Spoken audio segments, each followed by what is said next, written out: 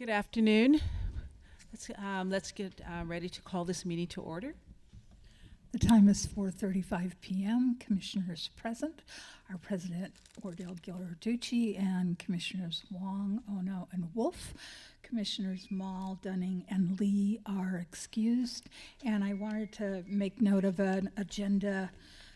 The adjournment says it's item 10, but it's item 9. So we skipped a number on that. Adjournment on the agenda says item 10, but it's actually item 9. There is no other item 9.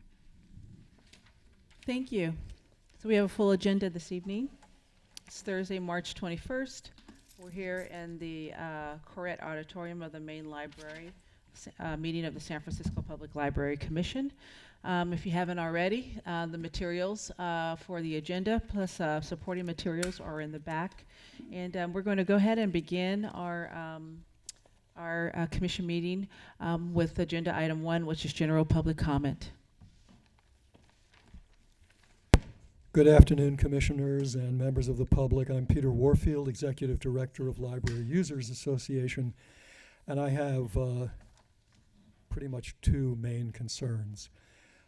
Since item 3 does not mention fees at all, and you have completely pushed fees out of consideration with respect to your consideration of what to do about what it is that people have to spend or pay at the library, I'd like to say that we have advocated for a fine-free system for a long time, fine and free system. Your long overdue report, which came out in January, did not in any detail analyze fees, nor did it recommend getting rid of fees. But fees are a very serious burden on library patrons, and they have all of the bad impacts that fines do in terms of scaring people off, in terms of ending people's borrowing careers, and so on. And there's a very significant thing that your ignoration of fees has done, and that is it completely omits and ignores the very serious burdens on children. The last time I checked, which was before this whole process started, there were 15,000 plus kids who were blocked from using the library because of owing more than $10. And they owed a total of approximately $1,200,000, more than that. There were almost 100 children under 12 and teens under 18 who owed more than $1,000. And there were thousands who owed, as I said, more than $10, therefore being blocked from using the library. These folks also are suffering from the inequitable costs of these assessed fees for lost materials. There should be some non-money way of people being accountable for fees as well as fines, because those things can be very high. $500 for a lost or damaged laptop, $250 for a tablet, $115 for a lost Link Plus book. We've talked about this at length previously, but this is something your report and your actions have completely and totally ignored, as well as your discussions. I'd also like to talk about the pernicious effects of other sorts of things that are happening at the library with respect to inequitable access and privacy threats to the public. The digital divide at the library is exacerbated. It's made worse when, for example, you have programs which request an RSVP, and the only way that people are likely to know about the program is online, and the only way that they can RSVP is online. Well, what about people who don't have such easy access?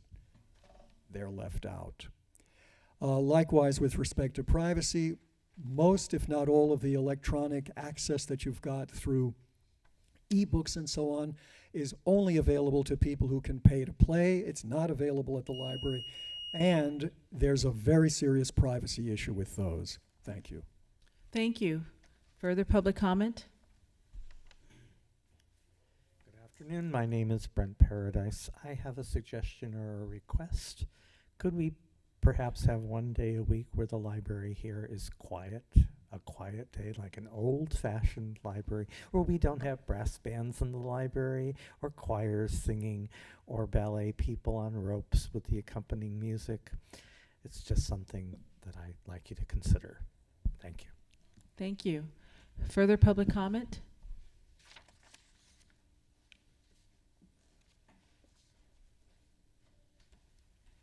Seeing that there's none, we're going to move on to our agenda item number 2, which is our city librarian recruitment update. This is a discussion, an update on the potential discussion item on the city librarian position recruitment. And there's an explanatory document with steps to the executive recruitment if you had not already seen it before. So as the commission president, I'm going to give the update on the city librarian recruitment. We've had 2 closed sessions as part of this city librarian recruitment effort, and the process is ongoing. We hope it concludes in the near future, and hope we have some information to be able to share.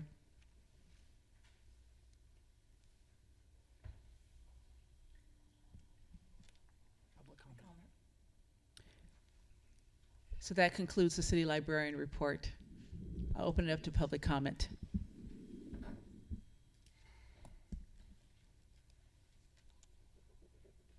Well, that was sure informative and democratic. Peter Warfield again, Library Users Association. I am speaking in jest, of course. The library at times likes to claim it's the most democratic institution. Nobody elected you guys, nobody elected the city librarian, and nobody's going to elect the city librarian. You've had many, if not most of your substantive meetings in secret, and you're not even going to tell us what steps to executive recruiting, number 1 through 8, which you've previously provided us, and tonight as well with a pictograph, no mention whatsoever of whether you're on step 1, 2, 3, 4, 5, 6, 7, or 8. What's the secret? The last time when you had a closed meeting all day long, I believe that was to conduct interviews. What's the secret?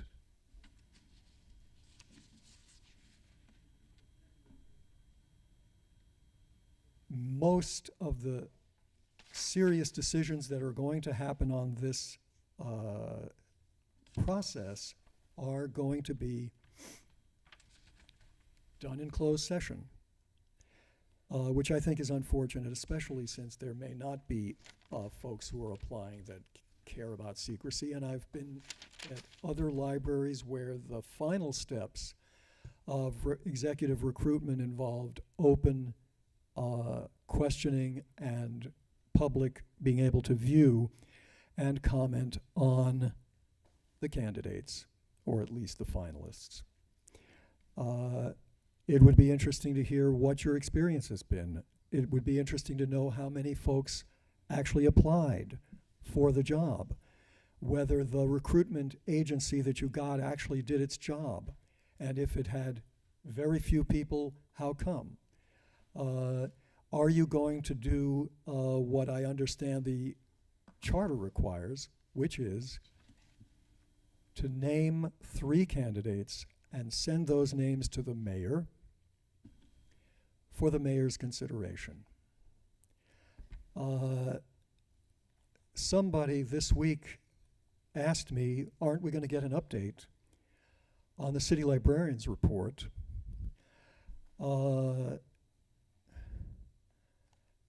I said, you want an update? I'll give you an update. Blah, blah, blah. Thank you. Further public comment?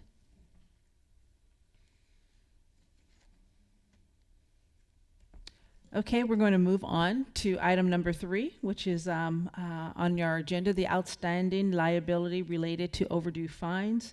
This is both an opportunity for a possible approval for a recommendation to forgive the outstanding liability related to overdue fines in all library patrons' accounts. Thank you, President Wardell. Good evening, Commissioners. Library staff appreciates this opportunity to present a recommendation to address the sizable outstanding liability that remains on many of our patrons' accounts tied to overdue fines. This agenda item dovetails the discussion and action taken by the Library Commission in January. In your packet, you have a number of explanatory documents, including a memo that details the current breakdown of outstanding overdue fines, as well as a draft commission resolution urging Board of Supervisors action and a draft ordinance for the Board of Supervisors to consider with updated language that would effectively forgive all outstanding debt accrued by patrons for overdue fines. I would like to call your attention to the memo which references the white paper presented back in January. The white paper analysis found that 1/3 of our patrons have accrued a balance on their accounts related to fines and fees. As outlined in the memo, a more detailed analysis of the liability shows 110,000 active borrowers currently owe nearly $600,000 in overdue fines. Without additional action, these individuals would not stand to benefit from the elimination of overdue fines, as their debt pertains to overdue fines assessed to their accounts in the past. Furthermore, there are an additional 136,000 patrons who have not used the library in the past 3 years, inactive accounts that carry $970,000 in outstanding overdue fines. In thinking ahead to the fall, when we aspire to go fine-free, it's our recommendation to also forgive all outstanding overdue fines still remaining on patrons' accounts. This would effectively allow us to write off over $1.5 million in overdue fines debt and welcome back tens of thousands of patrons who have stopped using the library.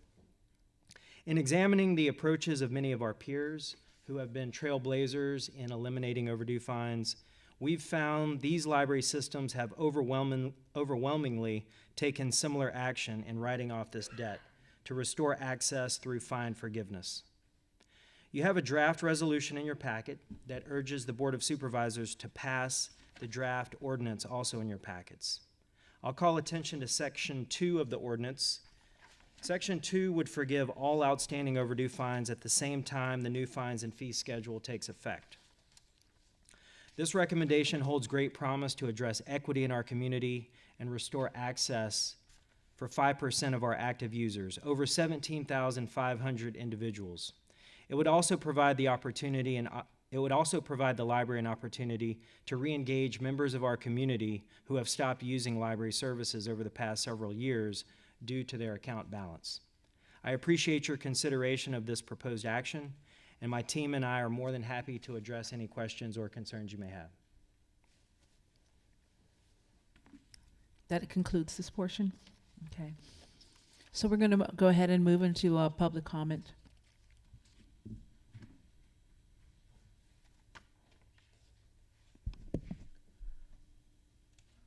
Peter Warfield again, Executive Director of Library Users Association. We have been advocating for years, and we're not alone in this, for a fine-free and a fee-free system, not a rip-off system. We've said we want people to be accountable for items that are lost or damaged or in some way leaving the library. We don't want people to just walk off scot-free with no consequence. But there are a number of ways in which folks can be held accountable. And your own study has said that the fine system is not the only way to get books back for the library and for other patrons. So the basic thing that's happened, I'm pleased to say that from the last time this item came before you just 2 months ago in January, you have made an advance, or the administration has, and that is you have included what we've been pushing for years, and that is not just fine-free going forward, which is what you did in January, but getting rid of fines on the books. It's not reasonable, as in your report, long overdue, which you had in January here. It's not reasonable to say, well, we think the death penalty isn't such a great idea. We're going to abolish the death penalty. But if you're already on death row, you can die. So this is a step in the right direction, and we certainly wouldn't oppose your going forward with an expanded fine-free system. And I'd like to say we can take some credit for it, I think. It's unfortunate that you haven't listened to us for the years in which we've been talking, so that these steps might have been taken years earlier, and justice and fairness for the public in San Francisco would have come sooner. And when I say I'm not alone, in 1993, the ALA, the American Library Association's policy on services to poor people, had a 15-point program that was adopted, and step one was to work towards getting rid of all fines and fees. So that's where we are concerned, that your report studiously avoided analysis of fees and the impacts and the amounts. The fees at one point in my figures from the library were 4 times. They were $598,000 at the time I looked. The fines, $598,000. Fees, $2.4 million. You should insist that fines, that a non-money solution to fines be provided to all members of the public. Thank you. Thank you.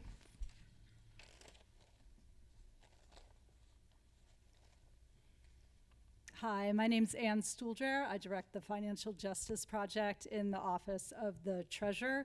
And I just want to say that from the Treasurer's Office and the Financial Justice Project, we are in strong support of this action. We partnered with the library to produce the long overdue report. And I think we all remember that in that report, we found that overdue fines can unfortunately decrease access to the library for low-income patrons, and that there are better ways to encourage people to return their books. We really feel like this action and this proposal is put forward in the same spirit of going fine-free. This is going to improve access for people who need the library the most and lift a burden off of lower-income San Franciscans. We're in strong support. Thank you very much. Thank you.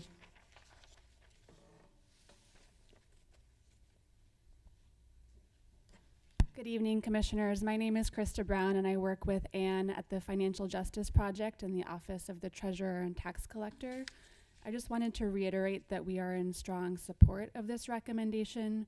We were really grateful to partner with the staff of the library on the original research and report on overdue fines, and really think that this recommendation to eliminate the outstanding overdue debt from overdue fines is really in the same vein and will make this reform real for all San Franciscans and all library patrons, and makes this reform makes the library more accessible to everyone involved. So thank you.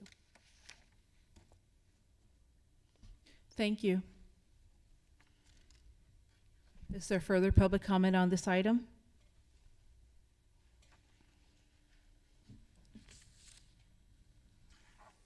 Okay, we're going to move into commission discussion. Commissioners, what we have before us is a presentation as well as public comment on and the documentation on recommendation to forgive outstanding liability related to overdue fines for all library patrons' accounts. And so I'd invite a commission discussion, and like to remind you that we have an opportunity to take action today.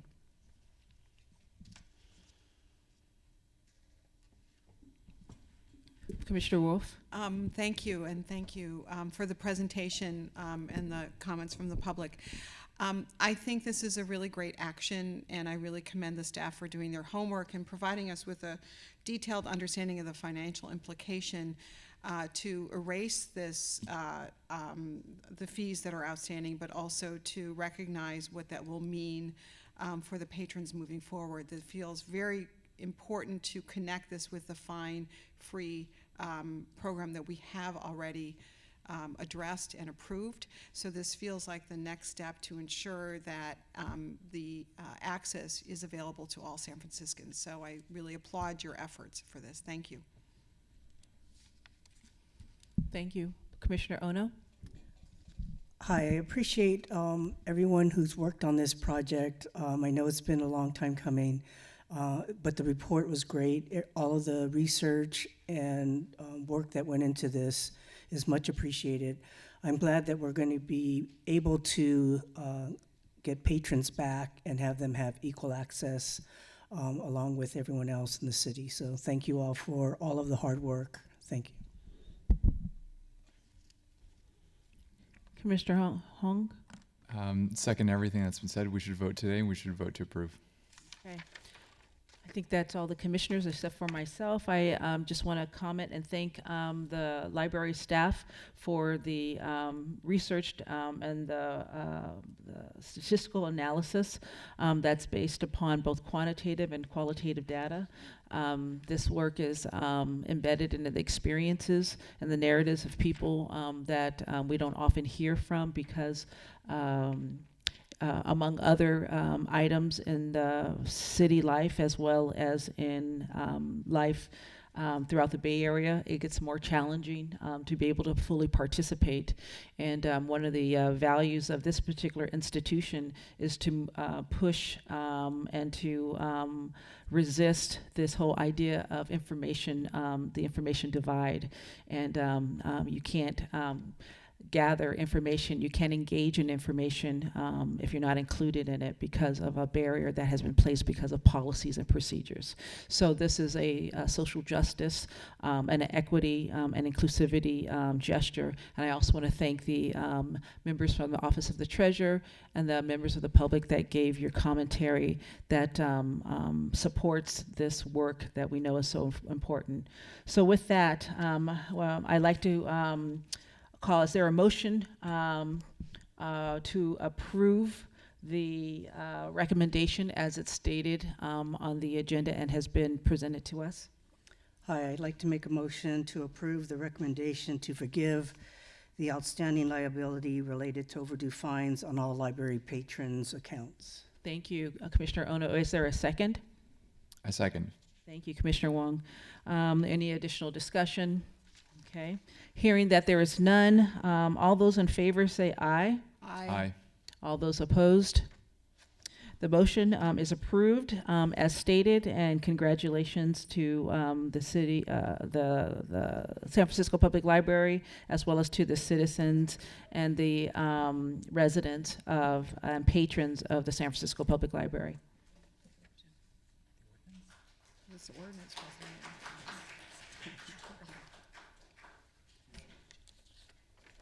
So we're going to move on to item number 4, which is on biodiversity initiatives, another important issue. This is a discussion of the library's biodiversity initiatives work. And we're going to have a presentation, and then we will open it up to public comment, and then we'll have a commission discussion. Thank you, President Wardell. In your package, you have a number of explanatory documents, including a memo detailing the library's various initiatives in support of the city's biodiversity policy. Also in your packet, I've provided you with a copy of the Board of Supervisors resolution sponsored by Supervisor Feuer and approved last year. Over the past several months, library staff have been very active in the city's interagency working group in our efforts to support biodiversity in San Francisco. In addition, the library has a long-standing formal partnership with the San Francisco Department of the Environment in support of their mission to advance climate protection and enhance quality of life for all San Franciscans. I want to acknowledge San Francisco Environment's Peter Brastow in the back of the room, Senior Environmental Specialist for Natural Ecosystems and Biodiversity. Thank you for being here, and thank you for the partnership.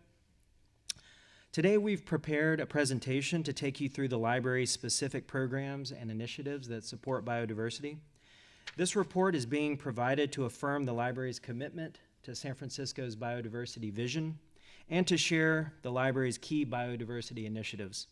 It's my pleasure to introduce Tom Fortin, the chief of the main library, and Kelly Trahan, the library's Stegner Environmental Center librarian, who have both been leading San Francisco Public Library's efforts on this front. Thank you, Michael. Good afternoon, commissioners. My name is Kelly Trahan. I'm the Wallace Stegner Environmental Center librarian. have a presentation. Oh, right. Okay. So biodiversity is essential for thriving and resilient ecosystems, upon which we all depend for food, health, and well-being, clean air, and clean water. There has been a documented 58% reduction in global vertebrate species diversity since 1970. Biodiversity loss, along with climate change, are among the most significant environmental challenges facing our planet.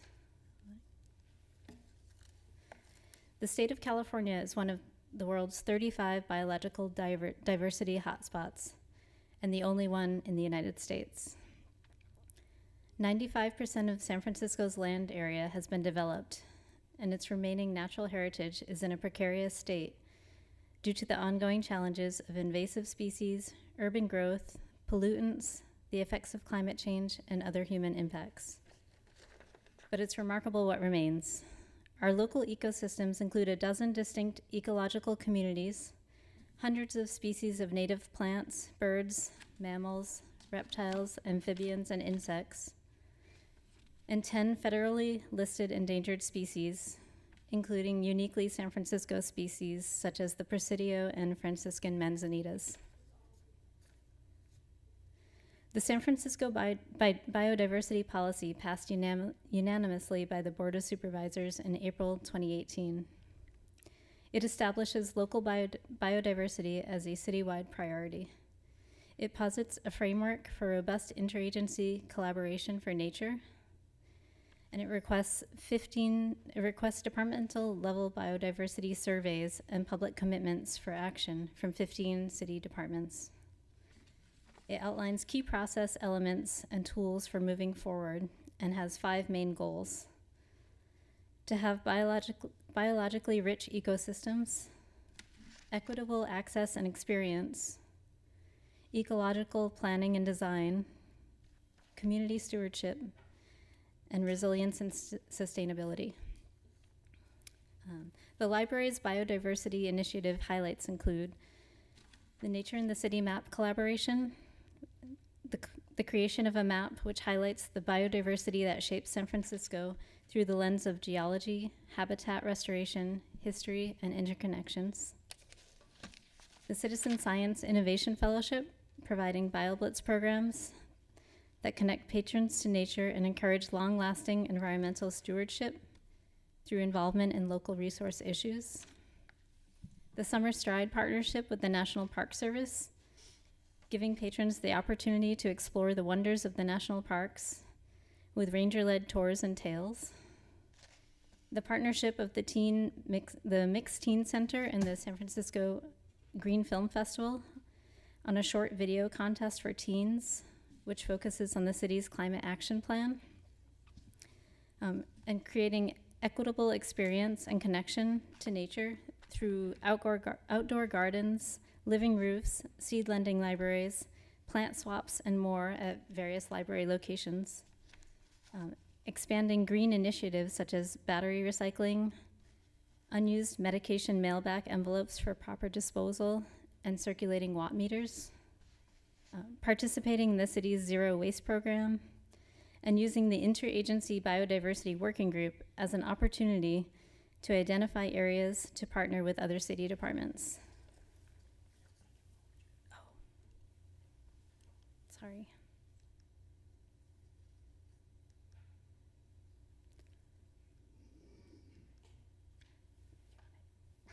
Thank you. Sorry, I forgot to move the slides. The San Francisco Public Library is committing on a citywide scale to work together towards San Francisco's biodiversity vision as adopted by the Board of Supervisors. The library will continue to take part in an interagency biodiversity working group that will regularly convene with the Department of Environment to receive training, help identify policies and actions, provide regular reporting on progress, opportunities, and resources implications associated with supporting the city's biodiversity vision. And in addition, we will identify initiatives, collaborations, and utilize tools in support of the city's biodiversity resolution. And that concludes my report. Thank you. I'm happy to take questions. Thank you, Kelly. Thank you.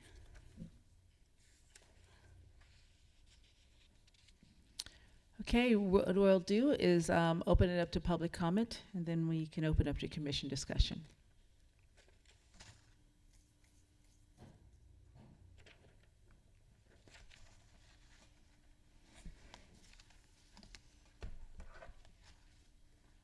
All right, greetings everybody. My name is Peter Brasto and I work at the Department of Environment, and I'm really happy to be here with you all today. Thanks so much for that awesome presentation, Kelly, and it's been great working with you and Tom and Michael as well. So just wanted to make a few comments in support and to kind of underscore the importance of this initiative. Kelly did a great job of kind of summarizing and explaining, what it's about and where we come from here. I think, highlighting that the library is part of this 15 departmental collaboration is really incredible, and we've had wonderful participation from all the different departments. There was a presentation at the Airport Commission last week where they passed a resolution actually, and next week the port is going to be doing the same thing. So we've got kind of a schedule of these types of events, if you will, happening throughout the spring as we head toward April 17th, which is our 12-month mark from when we passed the resolution last year. So just really terrific. And I just wanted to underscore, I think among the 5 goals, thank you, Kelly, for citing those, that our department posited, actually our commission in 2017, and then that we referenced in the Board of Supervisors resolution last year. Equitable experience and connection to nature is one that I think is particularly relevant to the library's role. And I love the dovetailing with the previous item in terms of the social justice focus in the room today. So I think that the libraries being in every neighborhood and have the opportunity to provide access both to obviously reading and general education, but also to connecting to nature through the BioBlitzes that Kelly mentioned, as well as to the landscaping that you do at your facilities, because a lot of those libraries are on sites that are larger than the buildings themselves, and so one of the things that we're promoting in general throughout the city is landscaping with local native plants to support local wildlife and a climate resilient ecosystem here in the city. So don't want to take up too much more of your time, but one final note is that that whole goal of equitable experience also dovetails with a large cross-sector collaboration that's happening right now throughout the city that involves many city agencies, other jurisdictions, many nonprofits, the Y, et cetera, that's called San Francisco Children and Nature. And it's also all about every child experiencing nature every day. And that was begun through a really cool initiative that the Board of Supervisors endorsed in a resolution, which is the San Francisco Outdoor Bill of Rights, which has a whole kind of Bill of Rights. California has its version about what every child deserves to be able to do every day. So thanks again, and looking forward to continuing to work with the staff. Thank you. Further public comment on this item?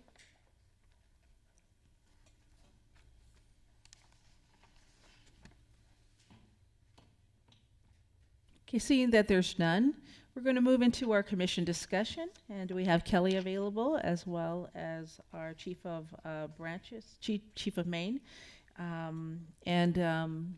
Commissioners, I invite you for any comments that you have for the individuals that are here. Hi, thank you very much for the presentation and also for the public comment.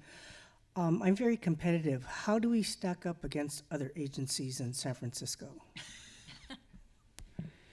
I would offer we are a leader amongst the city and county family, and it's in large measure to our formal partnership with SF Environment.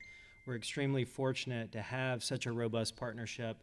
SF Environment actually contributes through a work order to the library to help support the library's programs and initiatives at the Wallace Stegner Environmental Center. So we're very fortunate, and we're very proud of the work that the library is able to accomplish.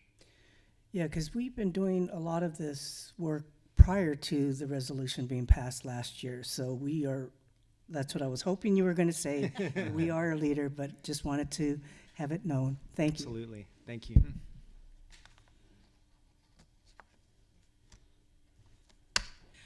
No, go ahead, Commissioner Wolf. I just want to thank the staff and our colleagues for the great presentation. While this has been going on a while, these are kind of the hidden things that people don't really associate with a library, and yet I love, there's certain things that in reviewing the survey of what the library does, I love the living roofs. I think that really is a great addition to the city. It just makes the urbanscape so much better. I also just love the idea that there are seed libraries, and that really does make a great connection to the environment and offers access to materials for people to use in their private in their homes. And I just want to say that there are just so many creative ways in which you are making these connections that it really is inspiring. The idea that you offer people, rangers, to come into libraries to make those connections, and then have buses to take people to the National Park Service areas. I mean, these are just very inventive, creative, and once again providing incredible access to people who ordinarily may not have the resources or the how many buses you have to take in order on public transportation to get to these places. So the fact that you create these opportunities and make them easy to participate in, I think really speaks to your innovation, dedication, and commitment to the residents of the city. So I just want to thank you. Have anything, please? You know, I love this program. You know, the National Park Service and the Summer Stride are some of my very favorite programs that kind of fall within the realm of this biodiversity. So thank you very much for the work that you're doing. We can't wait to see what further work comes out of the interagency collaboration, because all good things come together when good people are coming together in accord on an issue that matters. So thank you again for the report. Okay, I'm going to move right along on our agenda.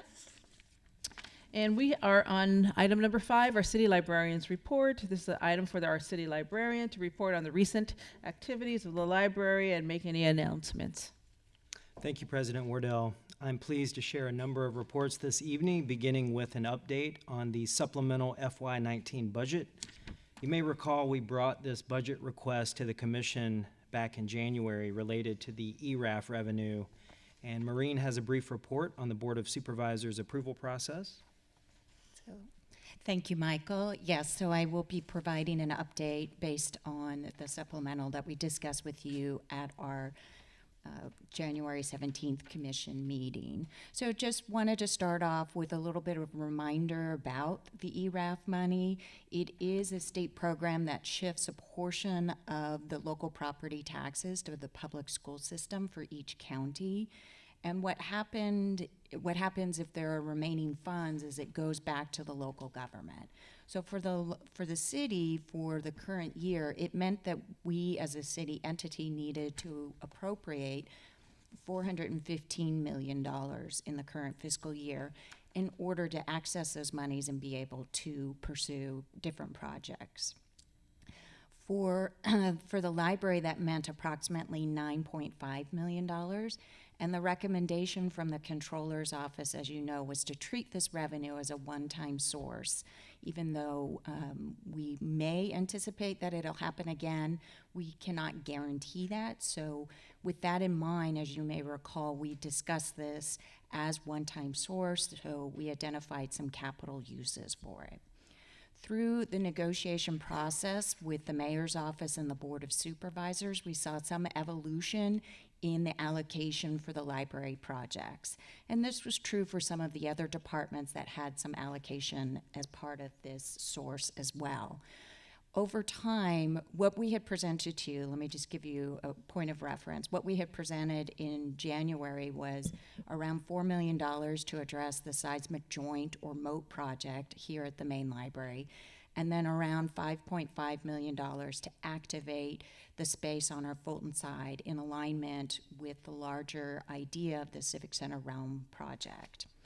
Through the negotiation process, what we determined was the allocation for the seismic moat project should be approximately $4.9 million, and that would also allow us to address the staff entrance on Hyde Street, which has some structural issues that would give us a perfect opportunity to move forward on this work.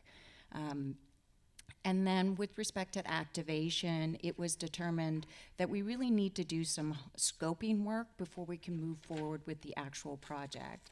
So that evolved, and right now what was approved with the supplemental was $50,000 to do some scoping with the Department of Public Works and coordinate with the Realm project to ensure that we are both meeting what the library wants to do and in alignment with the vision as that program.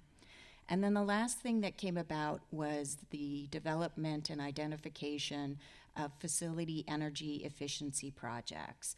And those total up to approximately $4.5 million. And I'll talk a little bit more about that in a moment. The current status of the supplemental is that it's made its way all the way through the legislative process, and the mayor signed the ordinance on March 7th.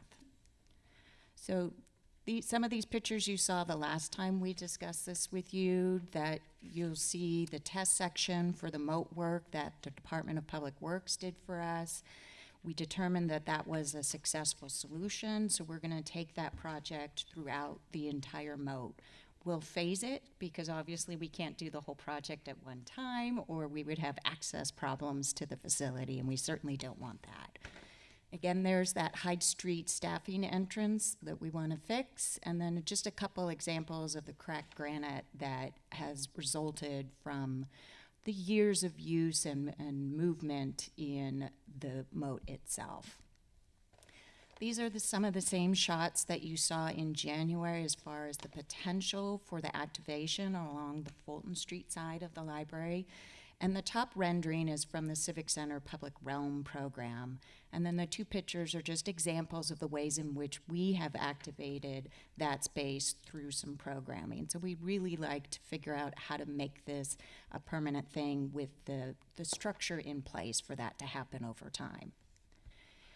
And then the $4.5 million of our energy efficiency projects were generated in concert with the Department of Public Utilities, the Utilities Commission, and our engineering unit here at the library.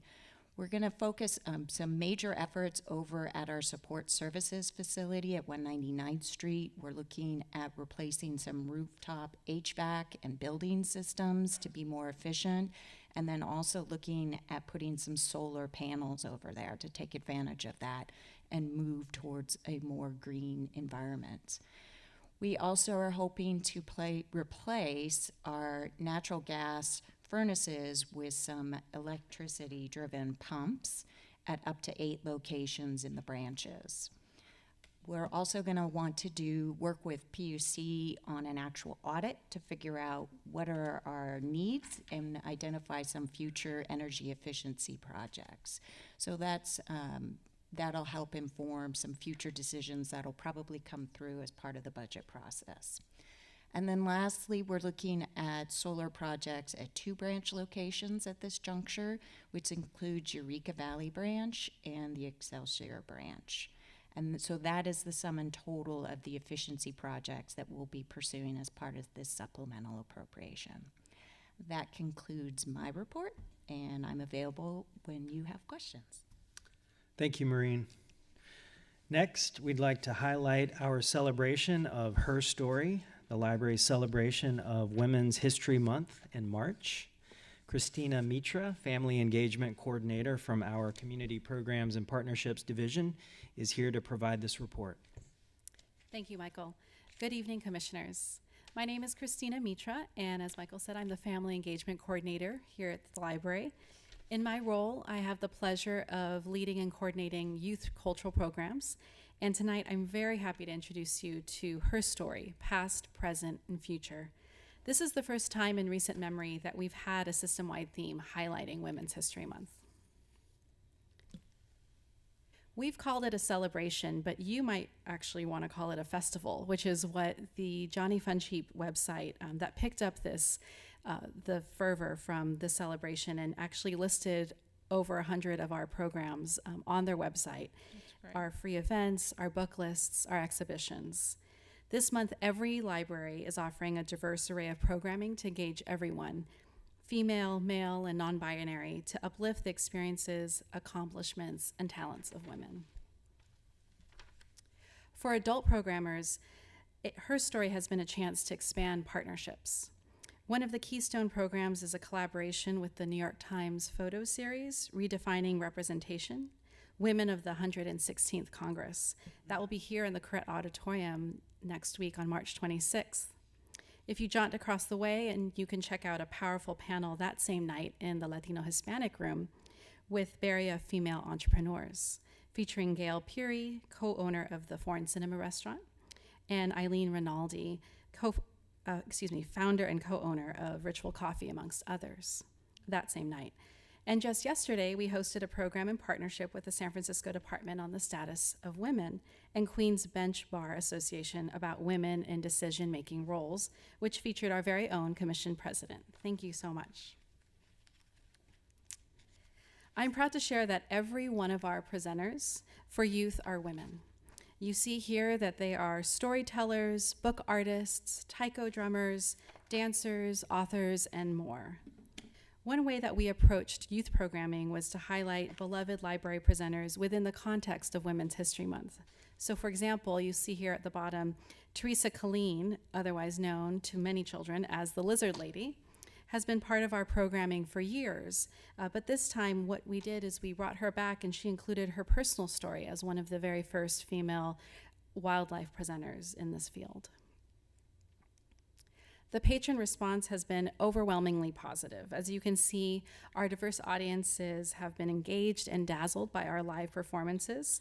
This slide shows kind of the range of performances that we've had, with the Flying Angels on the left, dancers from ages 3 to 30 years old, an all-Chinese dance group, and then the Devilettes, a local go-go dance group. It's not just our patrons that have been enthused by her story. Our librarians have made this theme month front and center by creating bright and inviting displays. From Marina to Excelsior branches, colorful art featuring women from the Rad Women book series by author Kate Schatz and artists Miriam Klein-Stahl have added to the celebration of women in our libraries. In case you didn't know yet, Her Story actually features original art by Miriam Klein-Stahl. She's based in Berkeley, and she created custom paper cuts for this programming month that include portraits of local poet and playwright Shanaka Hodge, and also Tara Jepson, who's a writer, skateboarder, and actor. If you haven't seen them already, they're on display here in the main library atrium. The art is eye-catching and timely, and it really pops. We've seen in our outreach events and in our libraries that people just can't help but open up the brochure and see what's in store. We certainly couldn't do any of this without the support of the Friends of the San Francisco Public Library, and we extend our gratitude for their support. With another week left of this special system-wide program theme, I invite each of you to visit any of our events coming up, and I thank you for your time and support. Thank you, Christina. It's now my sincere privilege to honor one of San Francisco Public Library's best and brightest shining stars, who is herself making history. In your packet, you have a copy of Library Journal's Movers and Shakers article, which profiles our Learning Differences librarian, Laura Lay. She has been named Mover and Shaker in the educator category. It is certainly well-deserved. You may recall we've had Laura come to commission a year ago to talk about the FOG Readers Program, which helps children improve their reading skills. Currently, she has 150 pairs of volunteers and volunteer tutors and children meeting weekly together at 23 neighborhood libraries. Being named a mover and shaker by Library Journal is one of the most coveted individual honors any library staff member can receive on a national level.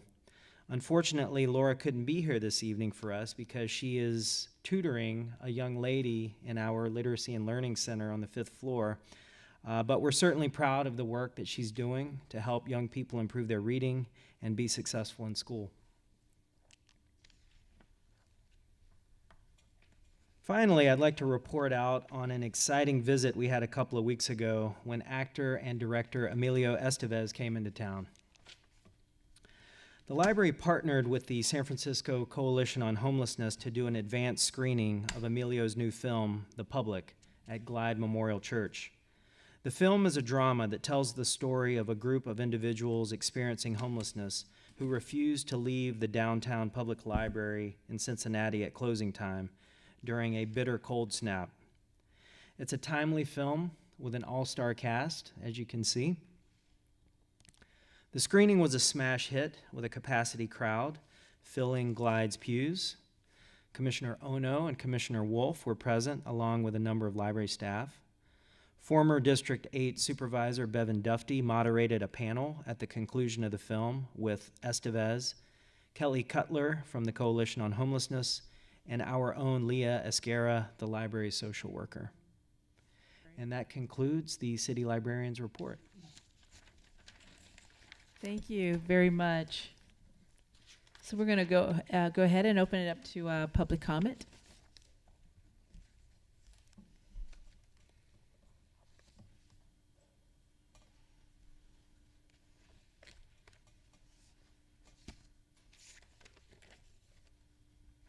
Peter Warfield, Executive Director of Library Users Association. As you know, I usually comment on presentations, and I'm always grateful for information that the library provides about who's doing what and what's going on. Unfortunately, at the back of the room, in the presence of a reporter, senior management person didn't seem to understand the difference between fees and fines. And that was extremely distressing to me, that the library management wouldn't understand the difference between what's sanctioned as a poor behavior, which is a fine, which is like a traffic ticket or a parking ticket, and a fee, which presumably applies to things that people have to pay to replace or costs the library actually has, like replacing a book. It was quite shocking to me. And I hope that you and other members of the public get it, that fines and fees are two special terms that mean different things in the library world, although even people in the library quite routinely mix them up. And you talk about fees for overdue or fines for losing a book, or they just glom it together and say fines and fees, meaning all that bundle of things that the library does to charge people or penalize people with cash, with money, costs, charges for the various things that they may do. And I think the idea that that's happening at this time and during this discussion and with all this publicity and with a mayoral press release in January, prior to your January meeting, praising the library for its action on fines is pretty shocking. I think the library needs to be very, very clear about what it's doing, and especially when it's communicating with the press. So I wish that I could say more. I don't usually interrupt library meetings to have discussions with anybody whatsoever, because I want to focus on what you present and what you're talking about and what I would like to contribute to the conversation. Thank you. Thank you. Further public comment?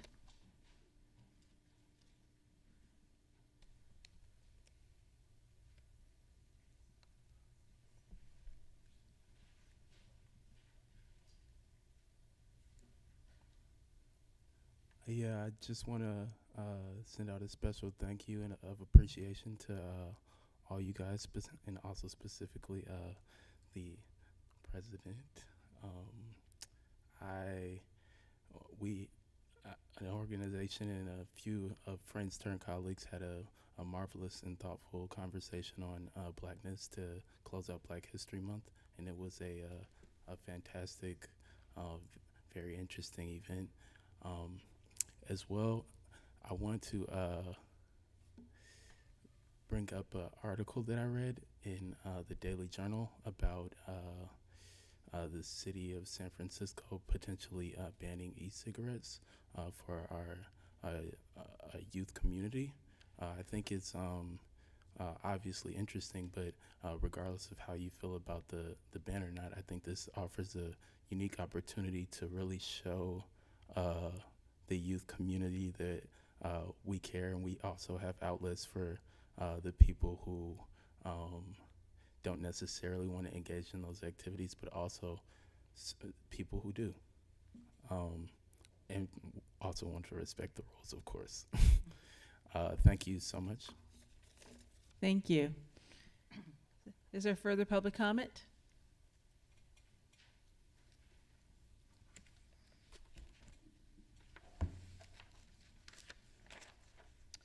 So we're going to move to item number 6 on our agenda, which is the approval of the, oh, I'm so sorry. I'm sorry, that's okay. Look at me, forgot.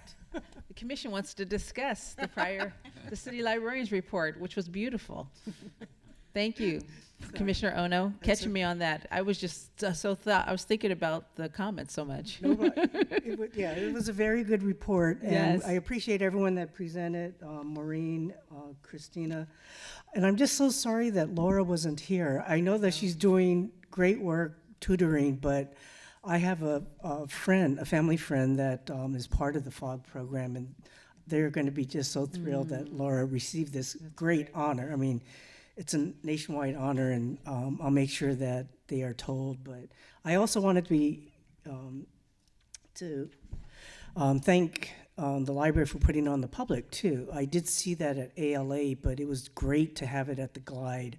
It was so well attended, and I'm just sorry I missed the panel, but I'm sure it was just riveting and enlightening.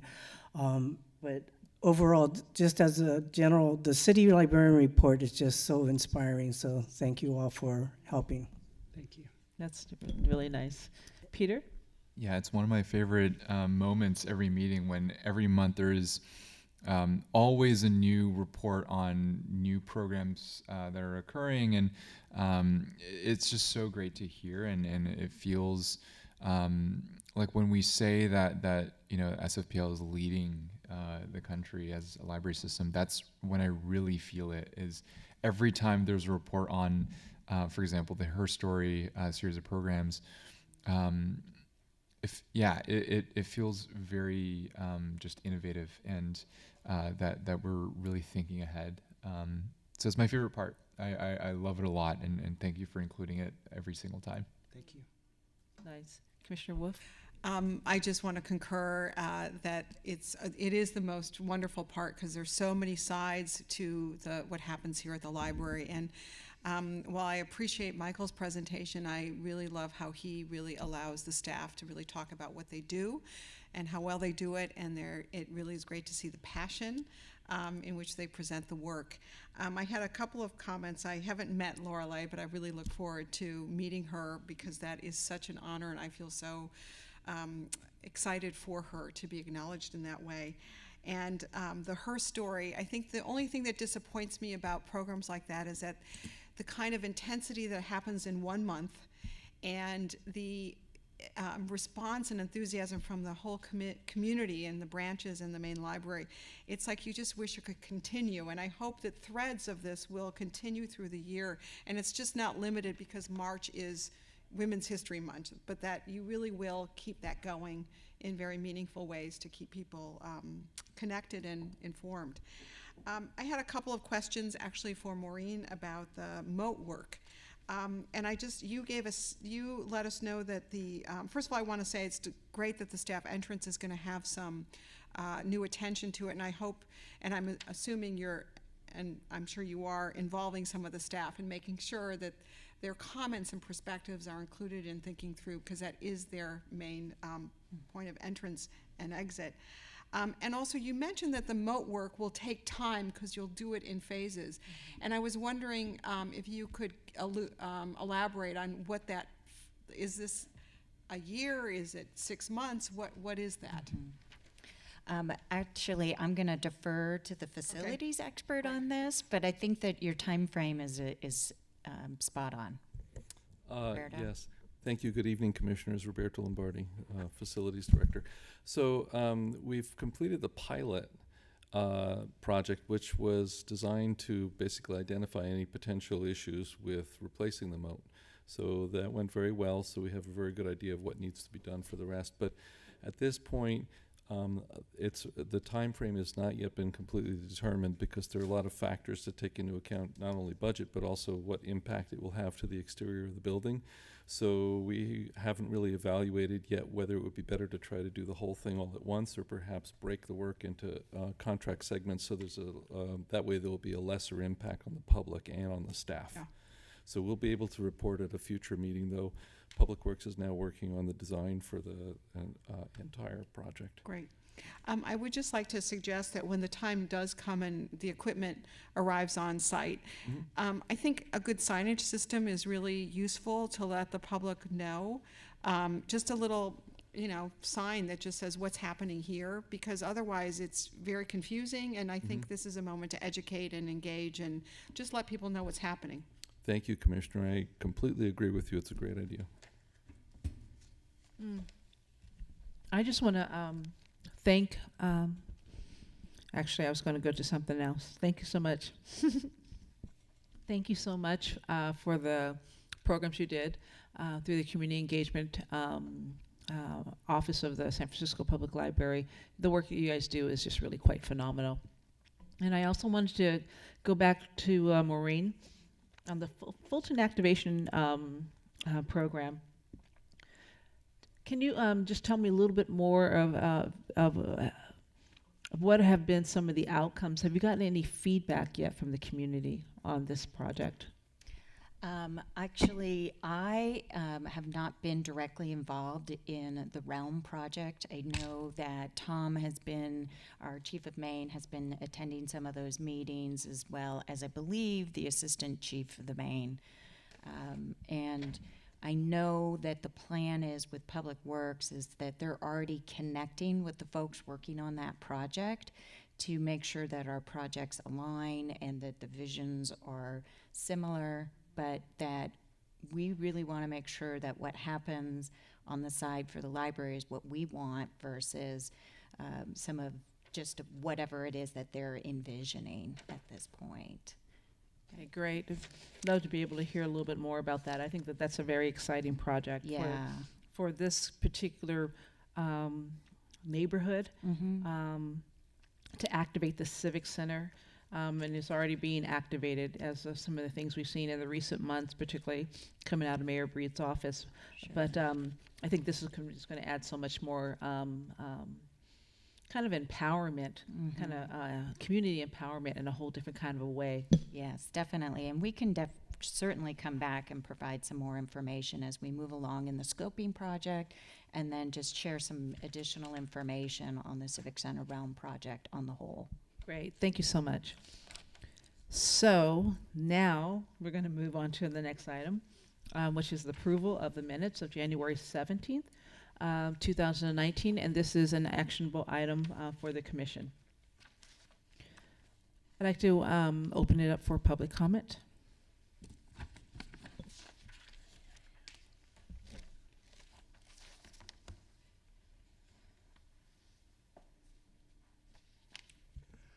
Peter Warfield, Executive Director of Library Users Association. These records are a history of what happened at the Library Commission, and sadly, you are not as serious as you should be with respect to the accuracy and the fairness of what they show about what happened. On item 1, general public comment, it says that under my comments, he said evening hours have been cut at the branches, which is exactly the opposite of what the people have requested. Well, I think I was much more specific about it. First of all, I think I said that there were 14 or 15 specific evening hours after 6 that were cut, and only cut, and nothing but cut. There were no adds to evening hours after 6 whatsoever anywhere in the system. And that was the opposite of what not just people have requested in the air, what people have told the library they want when they were asked in formal surveys paid for by the library.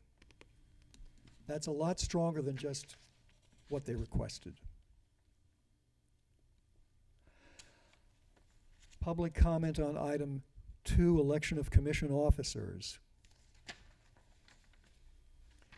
It summarizes me as saying on the bottom line of page 3, he said he would like the commission to have a discussion about the Sunshine Ordinance and its adherence to it. Whose adherence to what? The Library Commission's lack of adherence and the library's lack of adherence to the Sunshine Ordinance. Public comment on library fines and fees is very important. At the end of my public comment on top of page 5, he said he agrees with this and has been advocating for this for years. He said it is wrong for fines to continue to be imposed until the legislation is enacted.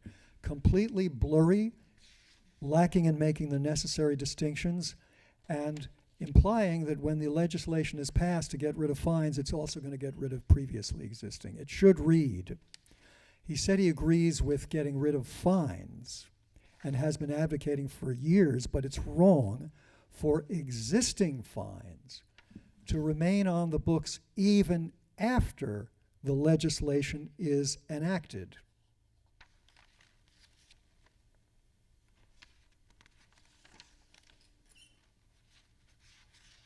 And in Thank you.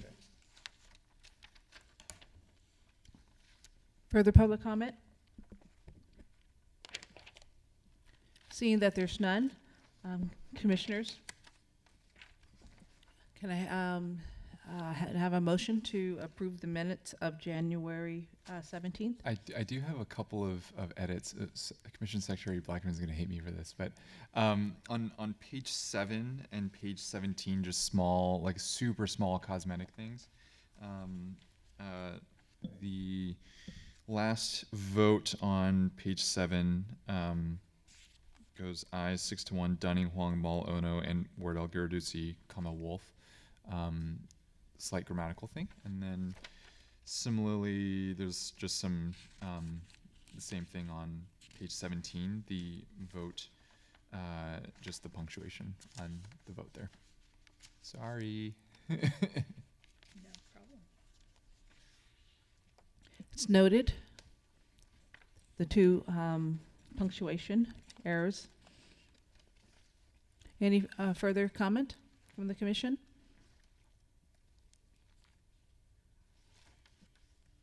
May I ask for a motion to approve the minutes of January 17th with the addition of those punctuation corrections? I make a motion to approve these minutes. I make a motion to approve these minutes with those two corrections. May I have a second? A second. Okay. All those in favor? Aye. Aye. Aye. Aye. All those opposed? The minutes have been approved as stated with the noted two corrections on there from Commissioner Wong. So we are going to move now to item number 7, approval of the minutes of February 28th, 2019. At this time, I'd like to call public comment.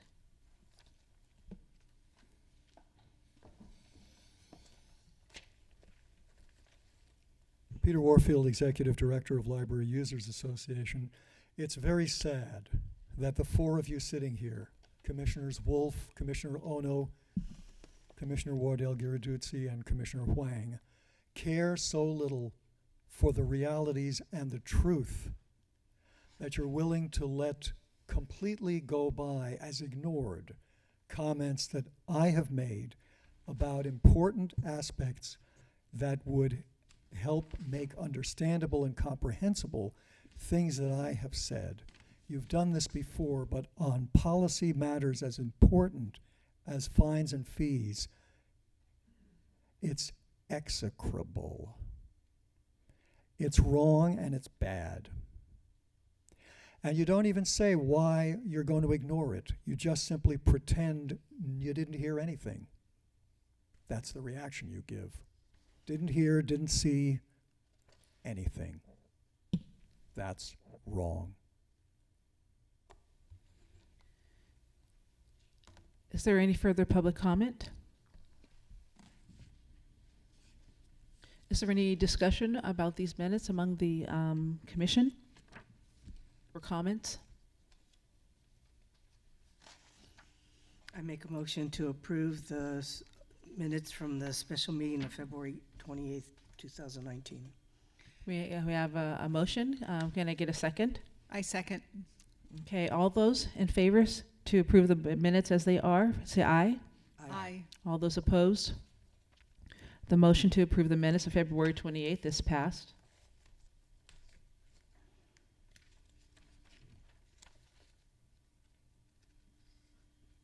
We're on item number 8 of our agenda for the commission meeting, and it is the approval of the minutes of March 14th, 2019. At this time, I'd like to call our public comment.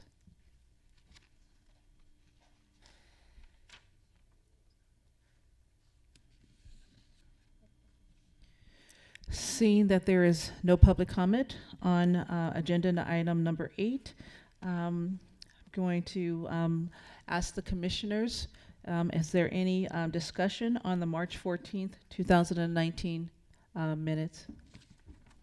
On page 2 of these minutes, the vote on agenda item number 2 has 6 commissioners present. And I think there were 7 at the time. So I believe Commissioner Lee was also there for this vote. Unless I'm mistaken. Yeah. He was, yeah. What page is that on? Page 2 of these minutes. Okay. You see that? The commission secretary sees that? Okay.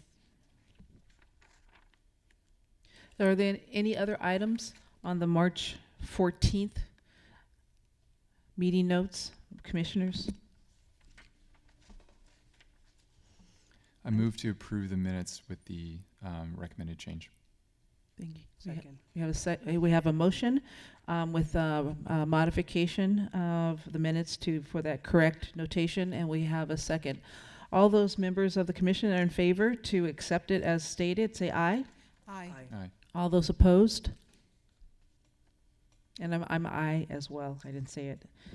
So the minutes for the special meeting of March 14th, 2019 is approved with that one correction made by Commissioner Wong. Can I make a correction on that?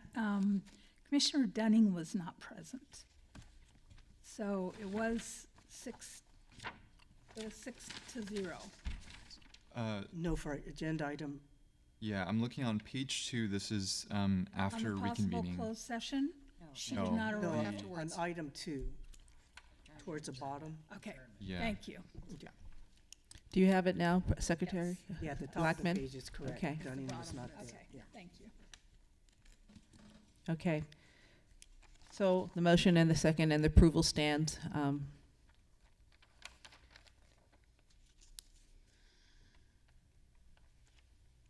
So we are on our final item, which is actually item 9, not 10, as it's stated on your agenda, which is the adjournment of this meeting. And we'd like to note that this adjournment is in the memory of Ellen Taylor Herbert, former chair of the Friends of the San Francisco Public Library during the campaign to construct the main library.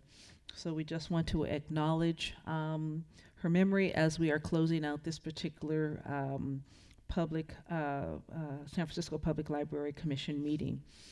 And this is an actionable item, and at this time I'd like to call our final public comment of the evening.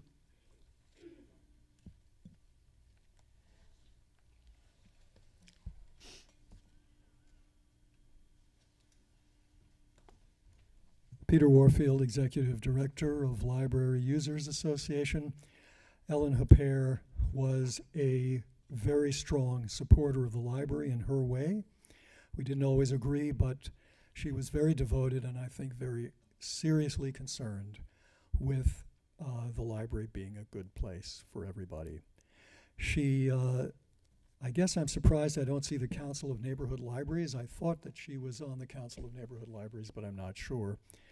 In any case, she came quite often to Library Commission meetings and did so even when she had oxygen and a tank rolling behind her. And to my mind, that's represents to some degree her devotion, if you like, her concern and her dedication to the library. So I certainly support your adjourning in her honor. I've said in previous times, and I'll say it again, I think that you're doing a disservice to the public and for that matter to the library by not insisting that your agendas have a section where you can say, this is what this is what I would like to take up at a future library commission meeting. Such things could be what you are personally familiar with, or what you've experienced, what you're thinking about, or what might have come up during the meeting. Thank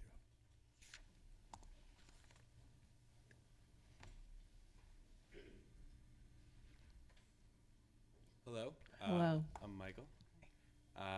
And I just want to say that Ellen's legacy is so inspiring, and it makes us all think that we're all here because we want to have the most incredible library system for the most incredible city. Thank you very much. Thank you. Any further public comment?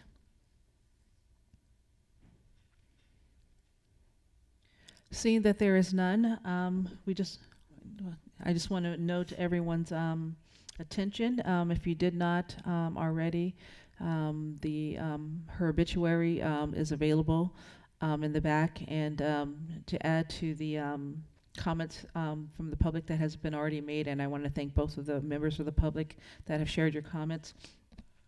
This is somebody that would be called a champion of the public library.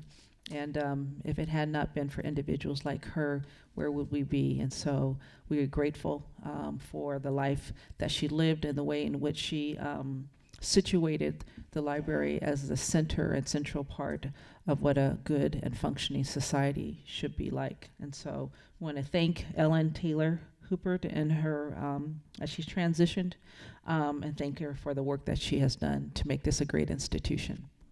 Any other comments? I totally agree about adjourning in the memory of Ellen. When I first came on the commission, she was so welcoming, and she just, she's just, I mean, the library was her life, and she just wanted me to know how much she appreciated me taking the time to be on the commission. Everywhere, whenever you went to any event, she was always there, always smiling, and as Mr. Warfield pointed out, with her oxygen tank in tow. And I thought she was part of the neighborhood libraries too, but I just really am sorry that she passed, and I will miss her. So yes. Thank you.